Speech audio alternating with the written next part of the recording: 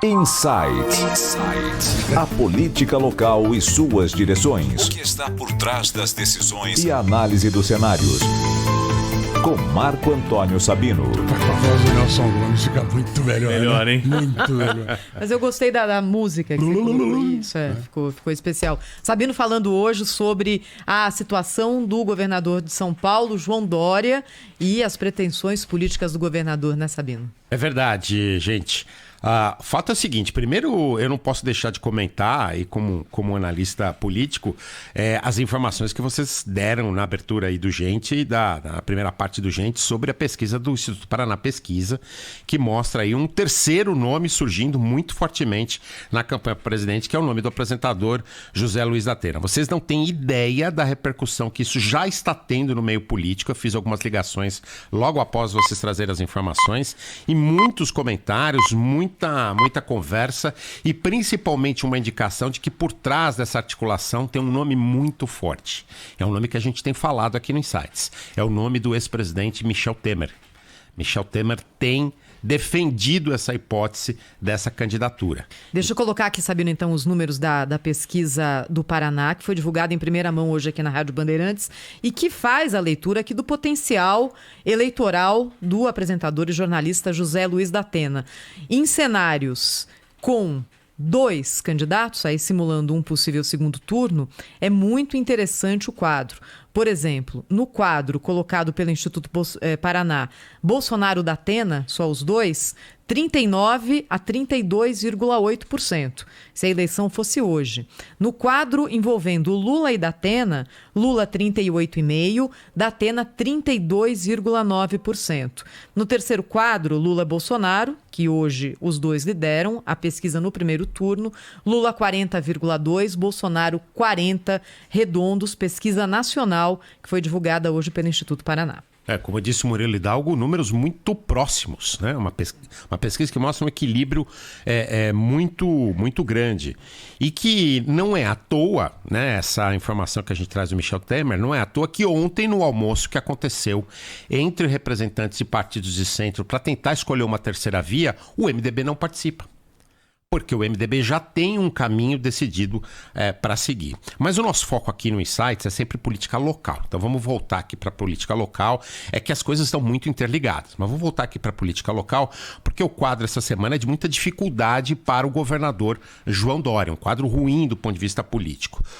Além de enfrentar um índice baixo de aprovação no governo, o governador tem dificuldades de várias espécies aí. É verdade que ele tem pela frente, nesse tempo que lhe resta de governo, algumas coisas para serem entregues. Primeiro, ele capitalizou muito bem essa questão da vacina, né? Que é um mérito realmente que ele tem de ter tomado iniciativa aí no que diz respeito às vacinas. E pretende agora, nos últimos meses de governo, ou ano e pouco de governo, apresentar obras, como por exemplo a recuperação parcial aqui do Rio Pinheiros.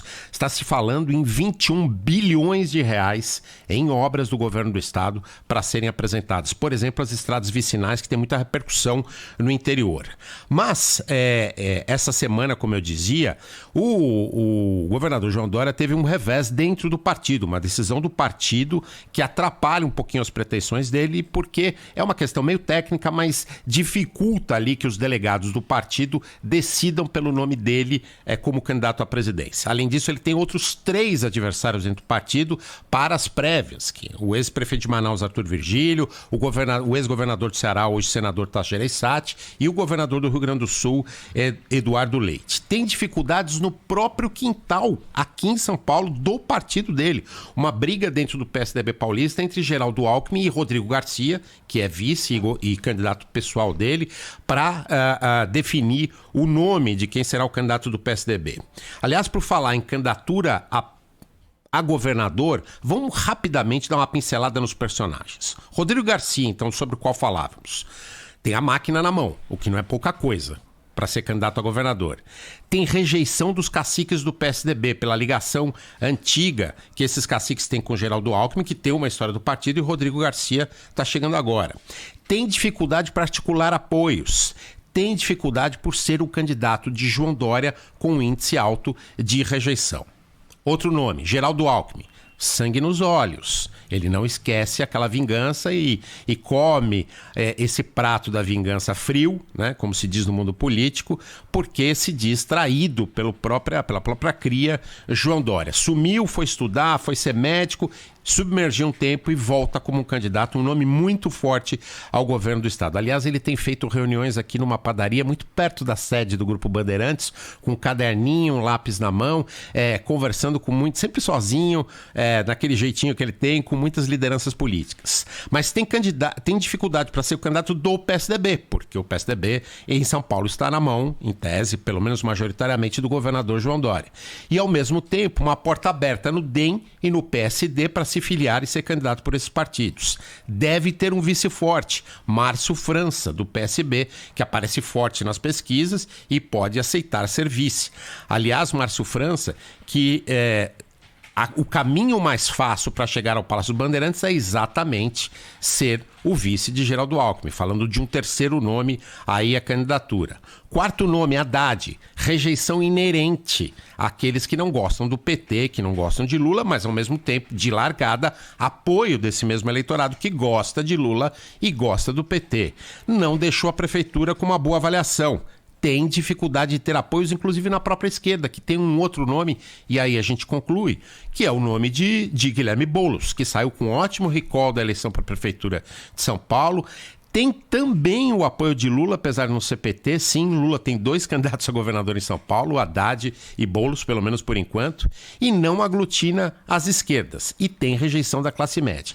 Então, esses são os personagens aí, Sabino, da eleição, né? Colocando todos esses nomes num pote, chacoalhando e perguntando para o eleitor. Foi o que o Instituto Paraná fez também na pesquisa que a gente trouxe segunda-feira aqui no Jornal Gente, com cenários para a eleição para o governo do estado. E também nessa pesquisa foi medido o potencial eleitoral do apresentador José Luiz da Atena para o governo do estado. Essa pesquisa aqui, que eu vou colocar agora os números, é aquela que coloca todo mundo.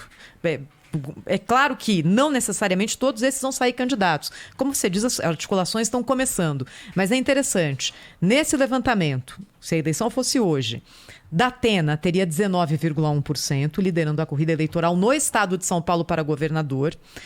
Alckmin, 17,6%, muito próximo. Boulos em terceiro, 12,3%. Márcio França em quarto, 11%. Esse aqui é o pelotão de quem tem mais de 10% de intenções de voto. Depois, Haddad, 8,5%. Paulo Scaff, 8,1%. Arthur Duval, Mamãe Falei, 5,2%. Vinícius Poit, 0,7%. Rodrigo Garcia, 0,4%. Então, quando você coloca essa disputa que há entre Alckmin e Rodrigo Garcia, é claro que tem muito chão, e Rodrigo Garcia também vai ter o apoio do governador e a máquina. Porém, no quadro de hoje, a diferença é gigantesca. 17,6% para 0,4%. Não, gigantesca. E tem os nomes que estão no entorno, orbitam essa eleição, como, por exemplo, e a gente não falou dele, o nome do presidente Bolsonaro, que vai ter influência aqui na hora que definir o seu candidato. Como o nome de Michel Temer, que também articula aqui, tem Ricardo Nunes na prefeitura tentando fazer de Ricardo Nunes uma vitrine de governos do MDB. Como tem o nome de Gilberto Kassab, que também articula em São Paulo. Aliás, Gilberto Kassab é um dos melhores articuladores políticos do Brasil. E tem o nome de João Dória, que, mal ou bem, com rejeição ou não, é o governador de São Paulo. Tem aí essa visibilidade do governo de São Paulo. Portanto, uma eleição também aqui em São Paulo muito equilibrada. Você falava dos números aí, esse pelotão aí que é líder tem uma diferença muito pequena entre eles, muito equilibrada. Então vai ser muito interessante a campanha e a eleição do ano que vem, não só para presidente da República, mas também para governador, gente. Esse é o Marco Antônio Sabino, jornalista que está conosco todas as quintas-feiras para falar da política local de São Paulo, aqui no Jornal da Bandeirantes, gente. Sabino, um abraço, até semana que vem. Um abraço, obrigado, gente. Até mais.